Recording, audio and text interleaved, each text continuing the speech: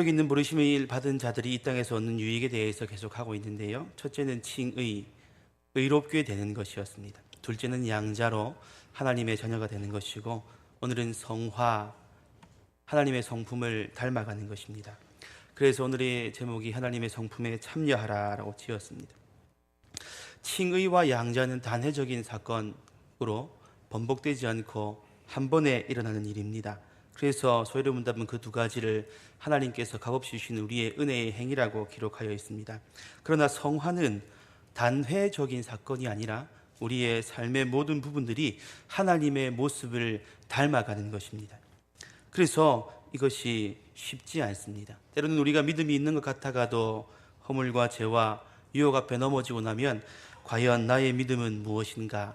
내가 그동안 믿고 살아왔던 것, 나는 하나님의 자녀다라고 생각했던 것들이, 또 의롭다고 생각했던 것들이 한 번에 무너지고 마는 것입니다. 칭의와 양자됨은 우리의 죄가 용서되는 것입니다. 그러나 성화는 우리의 죄를 억제해가며 하나님의 모습을 따라 살아가는 것입니다. 우리 어르신들이 믿음 생활 오래 하시면 이렇게 한 번씩 얘기합니다. 아이고, 빨리 죽어 천국 갔으면 좋겠다. 그것이 바로 이 생을 살아가면 살아갈수록 점점 더 우리의 연약한 모습을 발견하고 하나님의 모습을 닮아간다고 노력하지만 쉽게 바뀌지 않는 우리의 본성, 그리고 죄악의 유혹들 가운데 빨리 벗어나고 싶기 때문입니다. 요즘 많은 그리스도인들이 사회의 지탄을 받고 손가락질을 받습니다. 그 이유는 무엇일까요?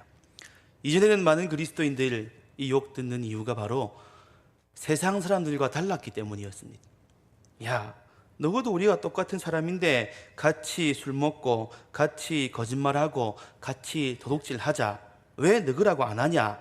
라고 손가락질을 받았습니다. 그런데 이제 그리스도인들이 욕 듣는 이유는 무엇입니까? 야, 너 우리랑 다를 거 아무것도 없네. 그러면 교회 다닌다 하지 말고 예수 믿는다 하지 마라 라고 욕합니다. 조금 바뀌었죠. 우리의 모습이 세상 가운데 세상 사람들과 전혀 차이가 나지 않기 때문입니다. 소리문답 35문에는 성화는 무엇이냐라고 기록되어 있습니다. 성화는 하나님께서 값없이 베푸시는 은혜의 사역인데, 그것으로 우리가 하나님의 형상대로 전인이 새롭게 되며 죄에 대하여 더욱더 죽고 의에 대하여는 살 수 있게 됩니다 라고 기록해 있습니다. 그럼 우리는 하나님의 형상을 따라 사는 것이 우리의 이 성화의 목적인데요, 그것을 베드로후서 1장 4절에는 이렇게 기록해 놨습니다. 이로써 그 보배롭고 지극히 큰 약속을 우리에게 주사 이 약속으로 말미암아 너희로 정욕을 인하여 세상에서 썩어질 것을 피하여 신의 성품에 참여하여 살 수 있게 됩니다 라고 기록해 놨습니다. 신의 성품, 우리로서는 도저히 이룰 수 없는 그 하나님의 성품에 참여할 수 있게 되는 것이지요.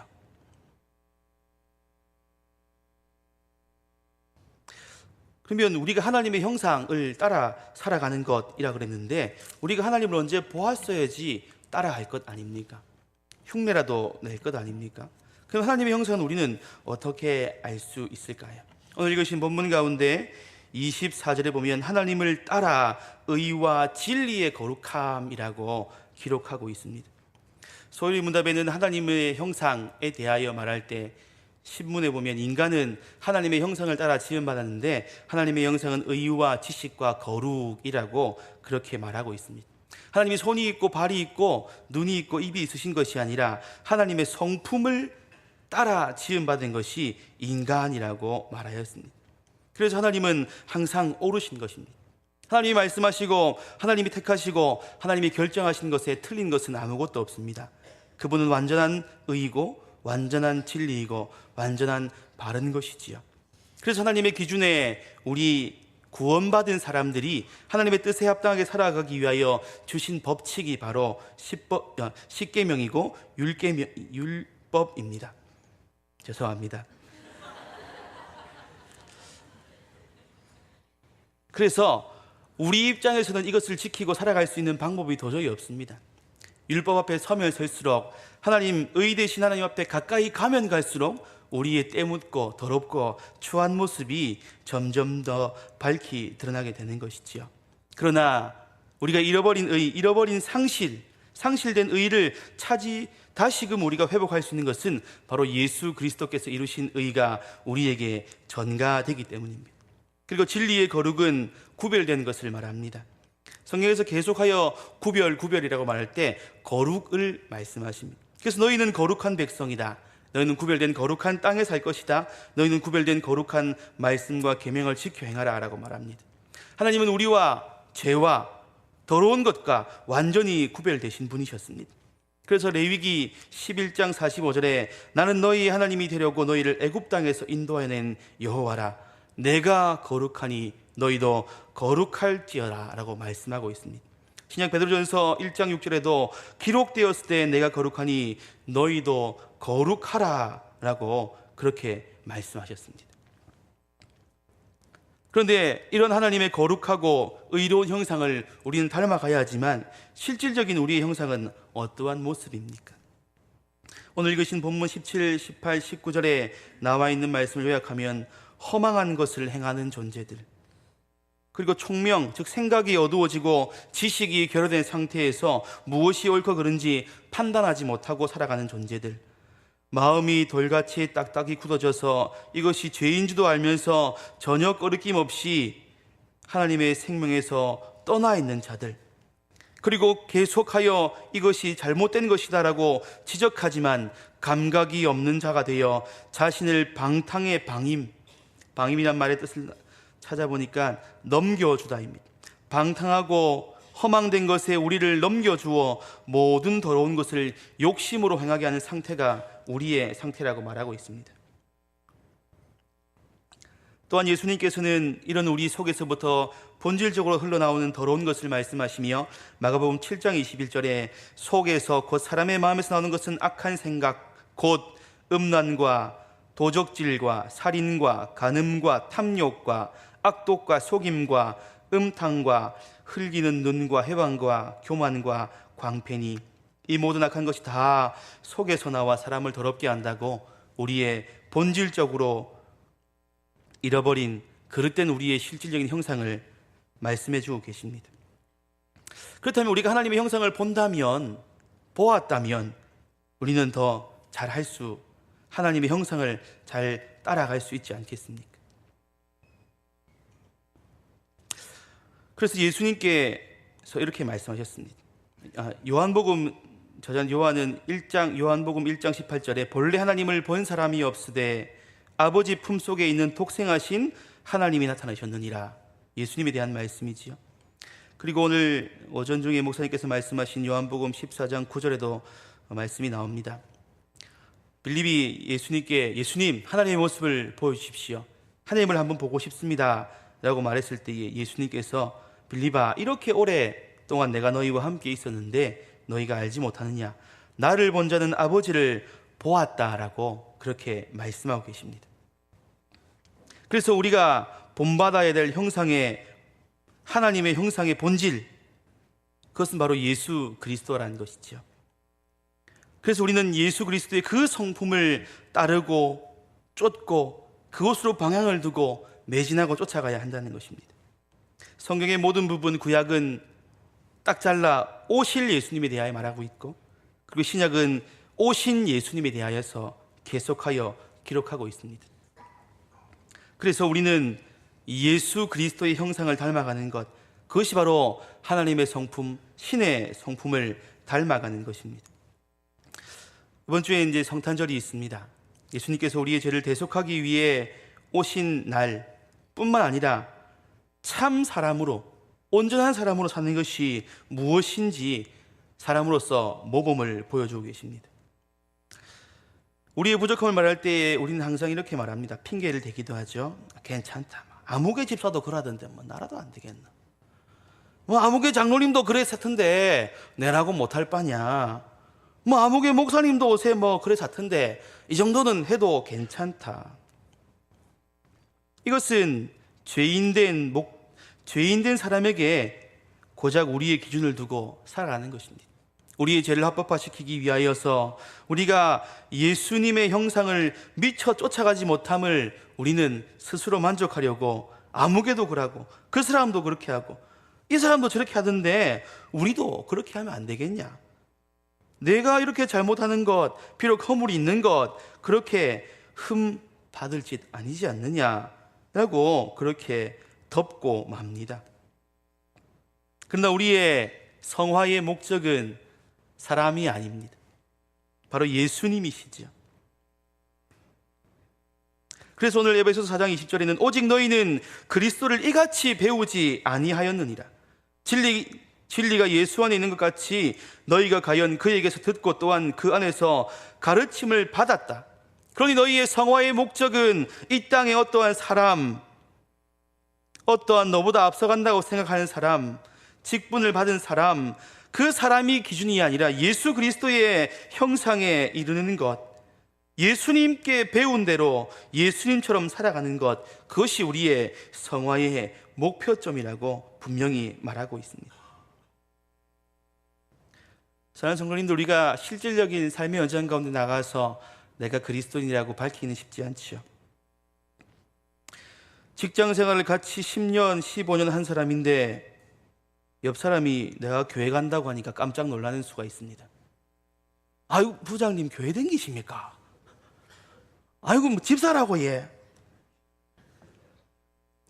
우리는 왜 세상 사람들에게 내가 그리스도인이라고 말하지 못할까요?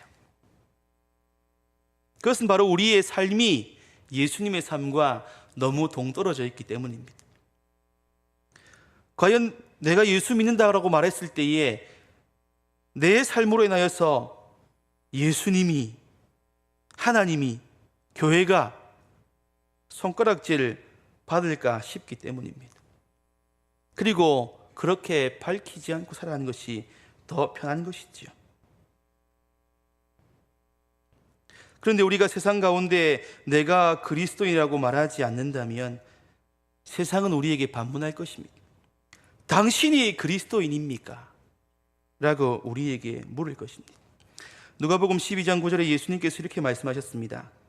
사람들 앞에서 나를 부인하는 자는 내가 나와 하나님과 그 사자들 앞에서 너희를 부인할 것이라고 기록해 놓았습니다. 내가 그리스도인이라는 것을 밝히지 않는 것, 세상 가운데 성화의 삶, 그것은 나와 동떨어진 것이다. 내가 이미 의롭게 되었고 하나님의 자녀가 되었으면 나의 구원에는 전혀 바뀌는 것이 없지 않느냐라고 안주하며 살아가며 예수님의 형상을 담는 것을 우리는 아주 귀찮은 것으로 여길 때가 많습니다.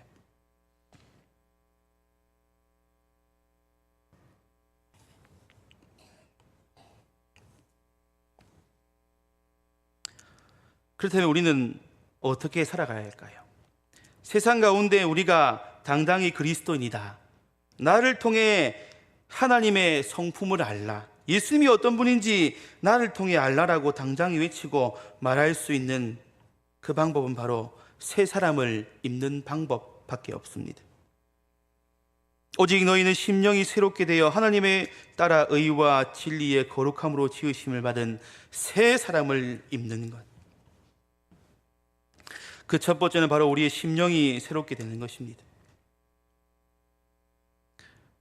예수님께서 누가복음 6장 45절에 이렇게 말씀하셨습니다.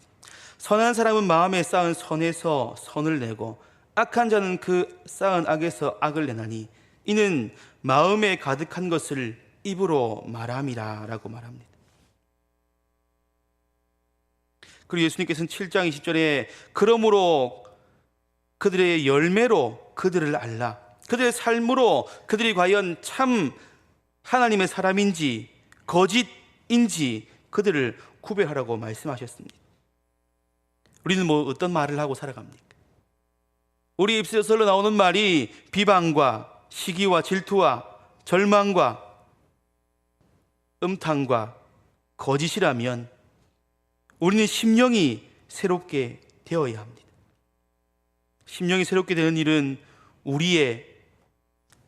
우리가 어떻게 할 수 있는 일이 아닙니다. 심령이 새롭게 되는 일은 우리가 우리의 의지를 모두 내려놓고 하나님의 말씀으로만 가득 채울 때에 비로소 가능한 일입니다.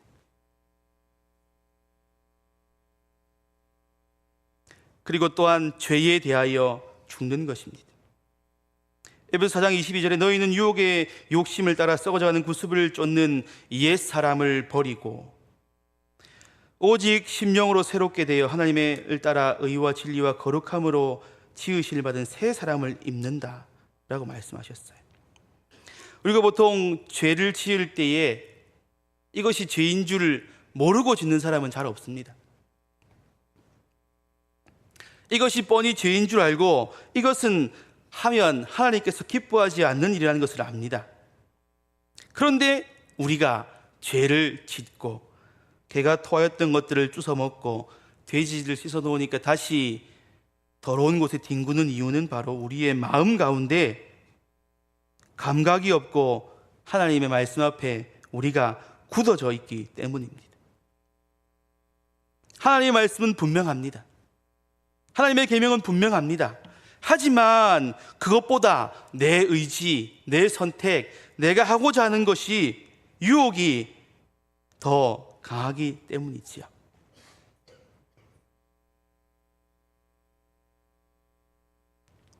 그래서 우리가 죄에 대하여 죽는 것은 반대로 의에 대하여서 사는 수밖에 없습니다. 빌립보서 3장 9절에 그 안에서 발견되려 이는 그 안에서 발견되려 함이니 내가 가진 의는 율법에서 난 것이 아니요 오직 그리스도를 믿음으로 말미암은 것이니 곧 믿음은 믿음으로 하나님께로 난 의다라고 그렇게 말하고 있습니다.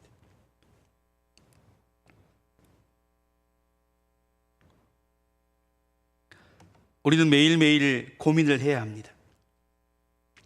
내가 죄를 짓기에 앞서, 내가 어떤 것을 선택하기에 앞서 과연 하나님께서는 내가 어떤 선택과 판단을 하길 원하실까? 우리는 고민을 해야 합니다. 곰곰이 생각하면 하나님께서 가장 의롭다고 생각하신 다윗이 있습니다. 그런데 그 다윗이 과연 밧세바의 아내를 취할 때에 하나님께서는 모르고 계셨고 그와 함께 동행하지 않으셨을까요?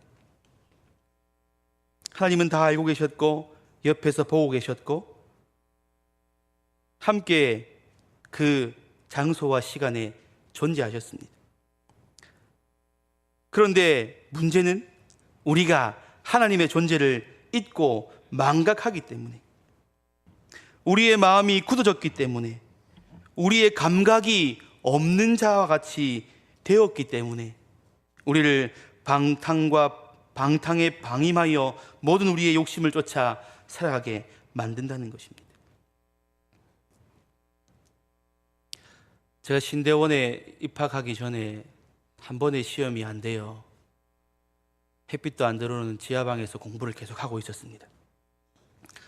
그래서 부모님께 용돈, 다 큰 아가 부모님께 용돈 달라 하기는 미안하고, 그래서 학원에 차를 딱 1시간만 운전해주고 이 용돈을 벌어서 그렇게 공부를 하고 있었습니다. 근데 다행히 신대원에 합격이 되어 12월 달에 이제 발표가 나고 1월에 첫 사역지로 갔습니다. 그런데 제가 입고 있는 옷이 한 벌밖에 없었는데 졸업할 때 아버지가 사줬는데 그 어른들 옷 파는 그런 데 가서 샀어요. 그래서 젊은 사람들하고는 전혀 감각이 맞지 않고 줄이 이렇게 막 들어가 있고 통도 크고 이래가지고 아무래도 제가 거울 앞에 서서 내가 아무래도 돈이 없지만 이거 자꾸 입고 가고 이러면 사람들이 참 우습게 볼 것 같다 그런 생각이 드는 거예요. 그래서 아직 첫 사례도 나오지 않았고 옷은 사야 되겠고 돈은 없어가지고 인터넷을 몇 날 며칠 뒤져가지고 옷을 한 벌을 샀습니다. 그래 이제 겨울에도 봄에도 있고 여름에도 있고 가을에도 있고 겨울에도 입으려고 봄 가을에 입을 수 있는 옷을 샀어요. 여름에는 더워도 좀 참고 겨울에는 추워도 좀 참고 그래 하면 안 되겠나 싶어가지고 그 옷을 시켰습니다. 근데 제가 그 돈을 10만 원인가 주고 그 옷을 딱 시켰어요. 제가 그때는 거금이었는데 10만 원 주고 옷 시켰는데 옷이 한참 기다려도 이제 배달이 안 오는 겁니다.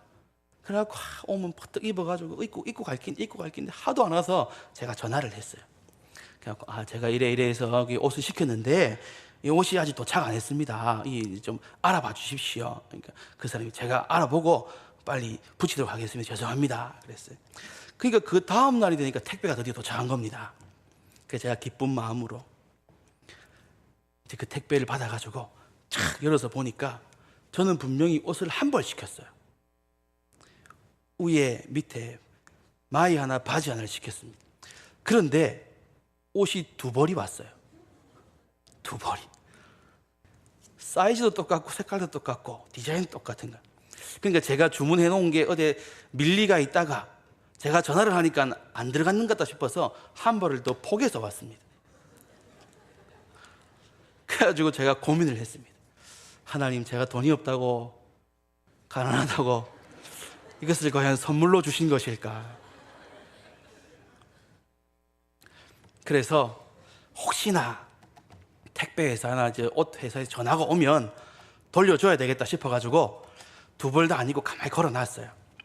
근데 3일이 지나도 전화가 안 오는 겁니다. 그게 제 속에 그래, 이 사람들도 모르고 준 사람도 모르고 괜히 내가 이것을 돌려주면 그 밑에서 이렇게 옷 배송 잘못한 사람이 혼나지 않을까. 그래서 그 사람을 곤란에 빠뜨리면 안 되지 않겠는가. 혼자 막 이런 생각을 하면서 이 어떻게 하면 이 두 양복을 다 같이 내가 가질 수 있을까. 처음에는 그 고민을 했습니다. 근데 제가 곰곰이 생각하는 가운데 하나님께서 이런 마음을 주셨어요. 네가 이 옷을 입고 무엇을 할 거냐? 그렇게 말씀 주셨어요. 네가 이 옷을 입고 뭐 할 거냐? 그래서 제가 속으로 이 옷 입고 설교할 겁니다.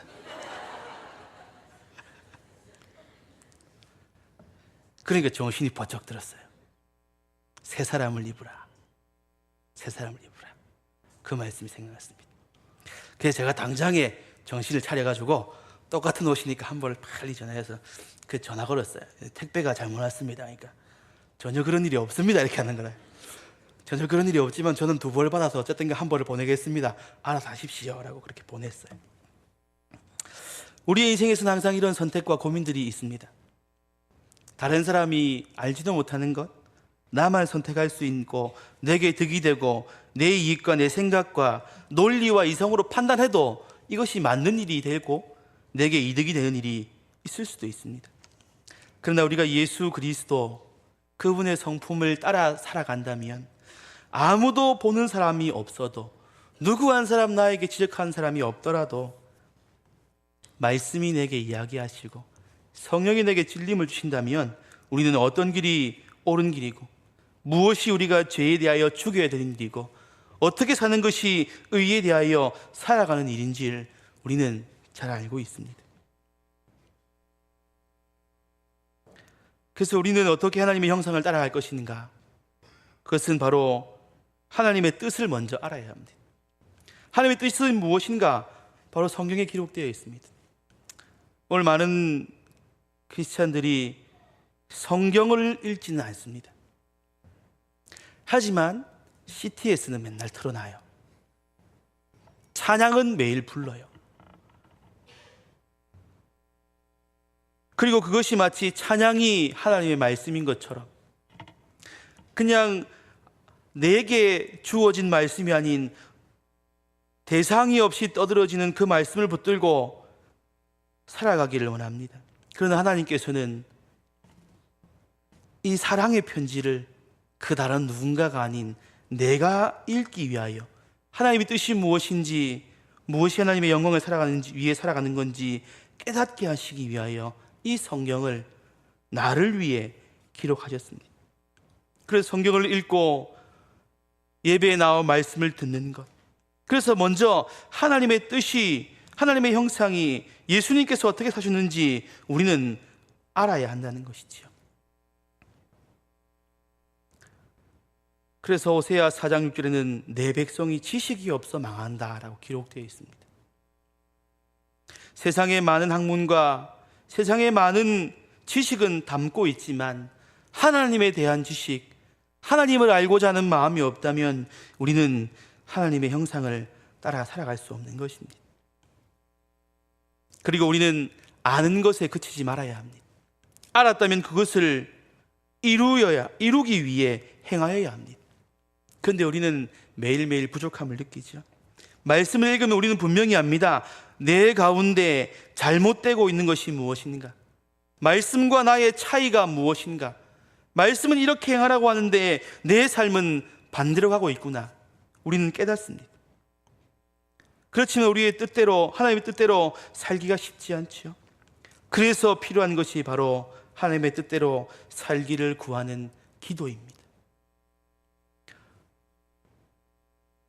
말씀과 나의 차이를 발견하면 그러면 기도해야 합니다. 하나님, 내가 이 말씀대로 살고 싶지만 말씀과 내 삶은 분명히 그릇되고 잘못된 방향으로 가고 있는 것을 압니다. 그러나 주님, 나는 쫓기 원합니다. 하나님의 뜻대로 살기 원합니다. 말씀대로 살게 나를 도와주십시오. 유혹을 이길 수 있도록, 욕심을 포기할 수 있도록, 굳어진 마음이 깨어지도록, 예수님처럼 살 수 있도록 도와주십시오. 그렇게 간구해야 하는 것입니다. 성화가 쉬운 일입니까? 어려운 일입니까? 예수님처럼 말씀처럼 살기가 쉬울까요? 어려울까요? 어렵습니다. 양복 한 벌 포기하기가 어렵습니다. 그런데요, 소열의 문답에서는 이것이 이생에서 얻는 유익이라고 기록되어 있습니다. 이것이 이생에서 우리가 감당해야 될 고난이라고 하면 맞는 말인 것 같은데 왜 우리가 이것이 이생에서 얻는 유익일까요? 예수님의 모습, 예수님의 형상, 하나님의 뜻대로 살아가는 것, 그것이 어려운데 왜 우리가 얻는 유익이라고 기록해 놓았을까요? 그것은 일하는 주체가 우리가 아니기 때문입니다. 하나님께서 우리에게 자, 이만큼이다, 뛰어라, 행해라, 달려라, 노력해 라고 내버려 두시는 것이 아니라 하나님께서 우리에게 하시는 일이라고, 은혜로서 하시는 일이라고 기록되어 있습니다. 그래서 우리가 달려가다가 지치면 하나님께서 힘주시고, 우리가 가다가 넘어지면 하나님께서 다시 일으켜 세우시고, 오늘 예배 전에 부른 찬양과 같이 일어나 걸어라, 내 너를 도우리, 그 말씀으로 우리를 징계하시지 않으시고 채찍질하지 않으시고 괜찮다, 괜찮다 일으켜 세우셔서 하나님의 형상을 따라 우리의 걸음걸음들을 살아가게 하시는 것입니다. 이 성화는 아주 길고 때로는 지루한 길이 될 수도 있습니다. 실패할 수도 있습니다. 넘어질 수도 있다는 말이지요. 그런데 우리가 결코 포기하지 않는 것은, 아니 우리가 결코 포기할 수 없는 것은 하나님이 우리를 그 방향으로 이끌고 가시기 때문입니다. 우리가 때로는 반복되어 짓는 죄 때문에, 때로는 계속하여 실패하여 넘어지는 것 때문에 낭망하고 아예 포기할 때도 있습니다. 그래, 나는 안 된다. 내 같은 기 어떻게 예수님처럼 살겠노? 그러나 우리가 포기하지 않는 것은 24절의 말씀, 하나님을 따라 의와 진리와 거룩함으로 지으심을 받은 새 사람입니다. 받을 새 사람이 아니라 이미 우리가 지으심을 받은, 하나님께서 우리를 새롭게 만드셨고, 그리고 그 새롭게 만드심을 계속해요 새 사람을 있게 하시는 것입니다.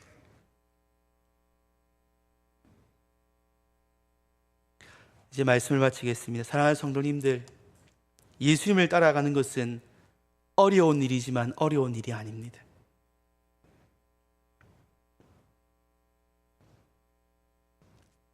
이제 올 한 해를 마무리할 때가 되었습니다. 우리 한 해를 돌아보며 하나님께서 우리를 이끌고 가시는데 나는 거부하며 내 의지와 내 욕심을 세우고 하나님의 뜻이 아닌 내 뜻대로 이루어지기를 기도하며 간구하였다면 이제는 우리는 내 뜻과 내 방식이 아니라 예수님처럼 살기 위해, 하나님처럼 살기 위해 내 자신과 내 삶을 포기하고 예수님처럼 살아가시기를 다짐하며, 또 우리로서는 도저히 살아갈 수 없는 가장 완벽한, 가장 순종하는 그 모습인 참 사람이며 참신인 예수님께서 우리를 위해 오신 성탄절을 맞이하여 우리 또한 예수님처럼 낮고 천하고 버림받고 아무도 몰라주는 삶을 살지라도 하나님께서 너는 나를 닮았구나, 나를 닮은 너를 사랑할 수밖에 없다 라고 말씀하시는 그 음성으로 위로받고 새 힘받고 달려가신 사랑하는 성도님들 되시기를 바랍니다.